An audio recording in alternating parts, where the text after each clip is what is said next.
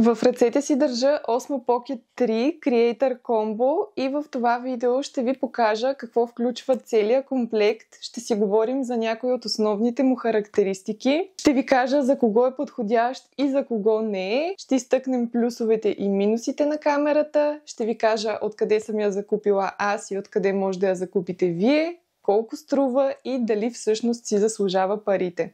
Ще я тествам и ще включа кадри от нея в видеото, за да видите как се справя в реална употреба. Затова, за да не изпуснете нещо интересно, абонирайте се за канала и изгледайте видеото до край. А сега, хайде да я разопаковаме, за да видим какво включва комплекта. Започвам с премахване на предпазното фолио от кутията и ви показвам как изглежда тя, след което махам лепенката и продължавам с разопаковането. Постарала съм се да ви заснема всеки един елемент, който съдържа Creator Kit, както и това къде стои и как го разопаковам, за да може да придобиете реална представа за това какво ще пристигне при вас, когато го поръчате. Първото нещо, което ви показвам, е защитен кълъв за корпуса на камерата. Идеята му е да защити при пренасяне и пътуване, да не се драска и по възможност да не се счупи при падане. Продължавам с разопаковането на самия несесер, където всъщност се крият всички елементи от Creator Kit. Несесера е изключително приятен на допир, самата му материя е много хубава и ципа е плътен, така че да не се намокри при евентуално срещане с дъжд и както виждате много удобно са разположени всички неща.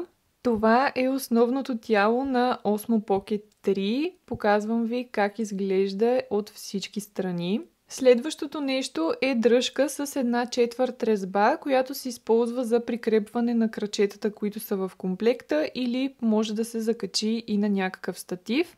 Показвам ви как изглежда самата дръжка отблизо. Тя е и за по-удобен захват на самото основно тяло. Това е Battery Handle или по-точно дръжка с интегрирана батерия. Осигурява по-дълго време на запис и удобство при държане. Тя също има 1/4 резба отдолу за закрепяне на крачетата, които са включени в комплекта. А ето ги и тях. Това е мини трипод, малък трипод за поставяне на камерата върху равна повърхност, подходящ за стабилен кадър, таймлапс и влогове. Ето как изглежда и в разпънато положение. Продължаваме към микрофона, който е включен в комплекта. Това е DJI Mic 2 за по-чист и професионален звук при влогове, интервюта и записи, които се провеждат навън. Това е ветрозащитен или въздушен филтър, който покрива микрофона и намалява шума от вятър и движение. Има и магнит в комплекта, който се използва за по-лесно поставяне на микрофона за самите дрехи. Магнита се слага отдолу под дрехата и микрофона много лесно се закрепя за самото облекло. Имаме си и черна каишка, която се поставя на китката, както и Type-C към Type-C кабел. В комплекта има и широкоъгълен обектив, който разширява зрителния ъгъл на камерата, подходящ е за влогове и за снемане на пейзажи. Прикрепя се много лесно с магнит и изглежда по този начин върху самата камера. Ето и един общ кадър към всички компоненти, които са включени в комплекта. Махаме лепенката от екрана и ви показвам как изглежда той. Завърта се много лесно, по този начин се пуска самата камера. Първото нещо, което ви излиза, е да нагласите езика и да свържете самото устройство с мобилното приложение. След това ви показва базовите настройки и функции на екрана, както може да видите в самия кадър. За заснемане на вертикално съдържание завъртате обратно екрана и трябва да натиснете Continue преди да се е изключил. Камерата няма вградена вътрешна памет и задължително имате нужда от една micro SD карта, за да започнете да заснемате каквото и да е съдържание. Насочете се директно към Creator Kit, тъй като всички аксесуари, които ви показах, така или иначе ще ви бъдат нужни и няма никакъв смисъл да ги купувате по-отделно след това, тъй като ще ви излезе доста по-скъпо. Разликата в цената от Creator Kit и от това да си вземете само камерата е по-малко от 300 лева и по-добре да ги дадете още в началото, за да не ви излезе по-скъпо след това. А сега да си поговорим и за някои от основните функции на камерата. DJI Osmo Pocket 3 е компактна камера, която може да снима видео с високо качество. Поддържа 4К резолюция с 60 кадъра в секунда за стандартно заснемане и също така поддържа 4К с 120 кадъра в секунда при забавен кадър, което позволява изключително плавно и детайлно движение при монтаж. Вградената батерия на Osmo Pocket 3 издържа до 2 часа при нормални настройки, когато снимате видео на 1080p в 30 кадъра в секунда, но когато вдигнете качеството, например на 4K в 60 кадъра в секунда, времето на батерията може да спадне до час и 15 минути. Когато обаче се използва допълнителната ръкохватка, времето общо на батерията се удължава до 4 часа и 30 минути. Камерата може да се зарежда дори по време на използване с Powerbank, което е много удобен вариант при пътувания или влогове. Няма вградена памет, записът се осъществява единствено чрез microSD карта, която стои ето тук. Osmo Pocket 3 има 3.8 стабилизатор или гимбъл, който компенсира движенията на ръката и прави много добра стабилизация дори при ходене и при тичане. Ние вече го тествахме, ще видите кадрите малко по-късно във видеото, но се справи наистина доста добре. Не очаквах чак толкова добра стабилизация. Дисплеят е въртящ се сензорен екран, който позволява автоматично превключване от хоризонтален към вертикален режим, само с едно докосване. Да, аз го изключих. Ето така, например, когато снимате за YouTube, може много лесно да го завъртите и да продължите да снимате съдържание за Instagram или TikTok. Става наистина много лесно и бързо. Много е удобен именно за хора, които снимат съдържание за социалните мрежи, а ето това е и начина, по който да го изключите. Просто завъртате и изчаквате той сам да се изключи. Поддържа Active Track функция, която може автоматично да следи лице или обект, като вместо да се налага някой по вас да мести камерата, автоматично просто я държите и гимбъла сам мести камерата. Тази функция също я тествахме и ще я видите след малко във видеото. А сега да си поговорим за кого е подходяща и за кого не е подходяща. Тази камера най-вече е подходяща за влогари и за създатели на съдържание, които обичат да снимат за YouTube, TikTok, Instagram и така нататък. Изключително малка, компактна, удобна, има стабилизация, качеството й е много добро и е просто перфектна. Много е лесно да я носите във вас и да заснемете бързо съдържанието, което искате, тъй като ако снимате с камера, телефон и с повече от едно устройство, а и ако снимате за YouTube и за Instagram, знаете, че изисква много повече време, а с тази камера може много да улесните целият процес. Подходяща е за хора, които често пътуват или за туристи, защото без да се налага да носите тежка раница пълна с техника във вас, просто го слагате в джоба си и може да заснемете много добри кадри с добра стабилизация, докато ходите или тичате. И сега да преминем към хората, за които не е подходяща тази камера. На първо място професионални оператори и филммейкъри. Ако ти трябва пълен контрол върху светлина, настройки и обективи, това определено не е твоят модел. Не е подходяща за хора, които снимат дълго време без прекъсвания, тъй като батерията е вградена и не се сменя. И особено ако снимате без допълнителната ръкохватка, ще имате доста по-ограничено време за снимки. Не е подходяща за снимане по време на дъжд или под вода, тъй като тя не е водоустойчива. Също не трябва и да има много прах около нея, тъй като не е подходяща за по-екстремни условия. Въпреки че Osmo Pocket 3 не е екшън камера, стабилизацията я прави напълно достатъчно стабилна за по-различни градски разходки, влогове, пътувания. Също така е подходяща и за снимки в кола. Вече я тествахме в колата, ще видите след малко кадри оттам. Не е подходяща за хора, които искат супер близки снимки и оптичен зум. Обектива е фиксиран и широк, идеална е за влогове, но не и за супер приближени кадри. Не е подходяща за хора, които очакват качество като на професионален фотоапарат. Видеото е отлично за размера си, но не достига нивото на фотоапарати с сменяеми обективи и големи сензори. Накратко, идеална е за пътувания, влогове, различни събития, TikTok и YouTube за снимане, но не и за екшън, професионални продукции или тежки условия. Хайде сега да тестваме камерата и да видим реално как се справя. Сега тръгваме, за да направим няколко теста с камерата, като в момента се движим по една улица, която е изцяло с павета и правим ето така в колата, но искам да тестваме стабилизацията. Мисля, че за момента доста добре изглежда. Чакайте да ви покажа какъв е пътя пред нас. Павета.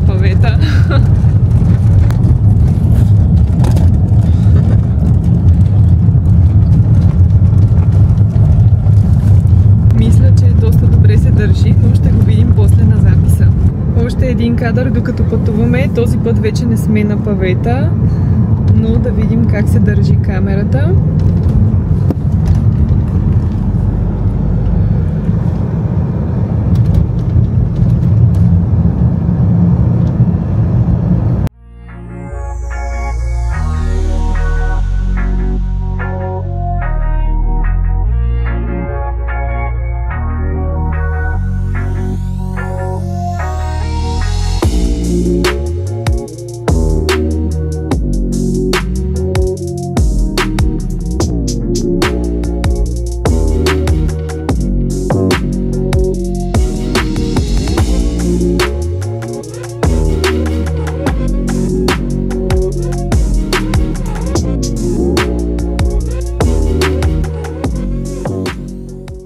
Ще тестваме звука, като в момента ме чувате през камерата, която има вградени 3 микрофона, а сега ще вземем и микрофона, който е в комплекта с Creator Kit, за да видим как се чува през него.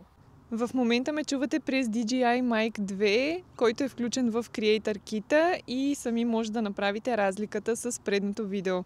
Поддържа Active Track функция, в която гимбала сам следи движенията ви, без да се налага някой с ръка да го прави.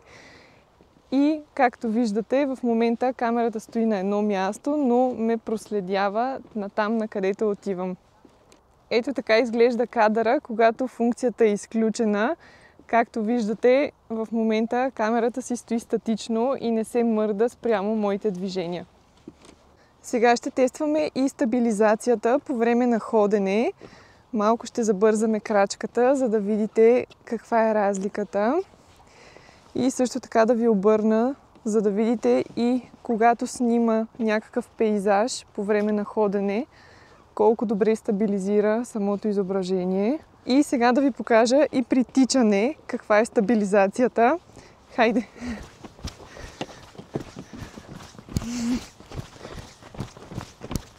Обръщам кадъра и продължаваме с тичането, за да видите при вибрациите как изглежда самия кадър. Сега отново пускаме Active Track функцията за по-дълго видео, за да видите как всъщност ме проследява.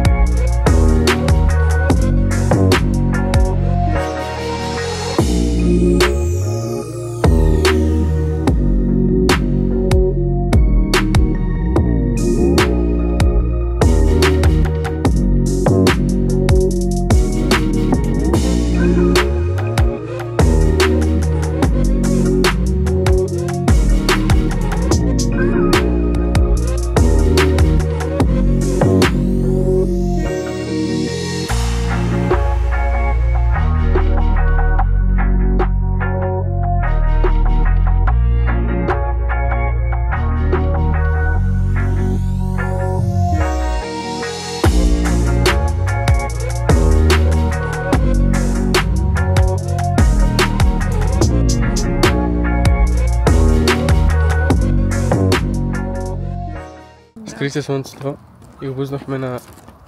Какъв беше режима? Low light. Да, май се виждам добре. Ако си пъх на качулката, изглежда се едно ме грее слънце от лево. Ето, обръщам. Още е светло, дека.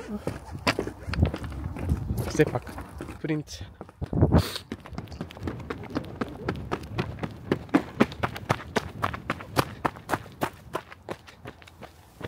Защо аз лично си го купих?